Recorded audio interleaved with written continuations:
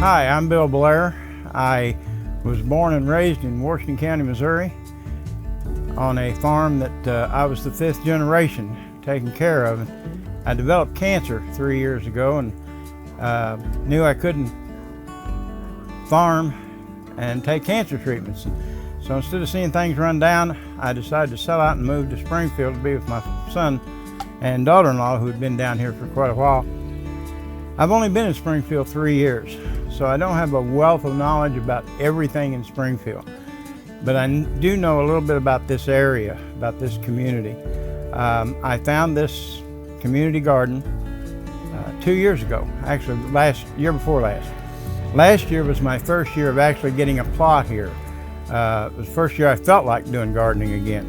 I've gardened for 55 years, and to have all of that removed from my life was pretty hard on me. I was fighting depression. I felt a tremendous sense of loss in the fact that I couldn't get out and couldn't farm and couldn't take care of the cattle and do those things again. And I found this, and I managed to get a plot in here last year, and it was the only plot that was open, and I was just tickled to death because I finally had a place that had enough sun to grow anything. My backyard was pretty large here in Springfield, and more than big enough for me to garden in, but the neighbors' trees were all 150 foot tall, and I got like 15 minutes of sunshine a day in that backyard, and this provided me a place with the sun. And when I came down and started gardening, there were 2 plots up there that all there were the boards that had been moved in, and they weren't developed. And I talked to Ken, and I said, Ken, if those aren't being used, I'll use them. And so there was a little bit of compost left over. We hauled that in. I gardened 3 plots and loved it. I felt like I had found part of what was missing. And so then when Ken approached me about the community garden, I was tickled to death, because this allowed me to go back and do on a little larger scale what I'd done on a small scale last year. I also saw it as a great opportunity to maybe do some demonstration type stuff, to educate and to open up the idea of gardening to some other people who hadn't done it, to some of the younger people, to some of the volunteers that come here from the schools. And I know that's probably not a very, I don't even know what the word is anymore. In my day, that would not be a very hip idea, but I don't know what word applies to that anymore.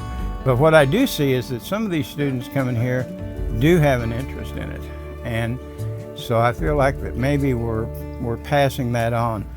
As far as me personally, I have really enjoyed I've enjoyed the diversity that I've experienced here with the Burmese. When I first came down here, we all eat the same food. You know, there's a limited variety of products in the world that human beings can subsist on.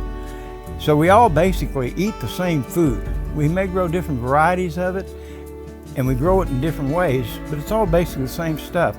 And I was amazed to come down here and see food items being grown that I've eaten in Chinese and Thai restaurants and even Mexican restaurants for that matter, but to see them being grown and the plant that produced them, that was amazing to me.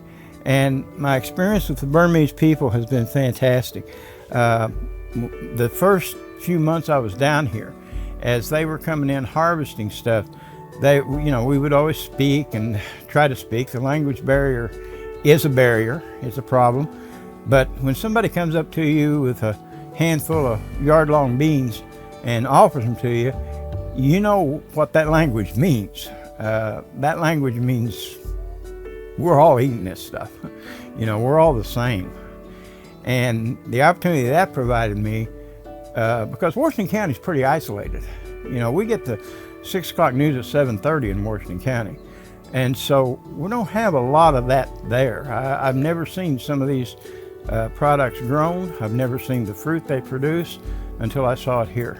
And I am very blessed by you folks allowing us to do this and making it possible, providing the resources so that we can do it. I know a lot of these people, if they had to go get their own compost, they might be able to pay the money to get the compost, but they don't have a truck to haul it in.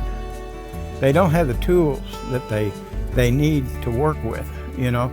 And this is all put together in one place. And I know to get a plot is $5 a year for us. We all know that doesn't even pay the water bill for that plot for a year. And we appreciate the fact that you folks, through your devotion to the Christian ideals, provide this for people in the community that want to take advantage of it. And I don't know what else to say except thank you.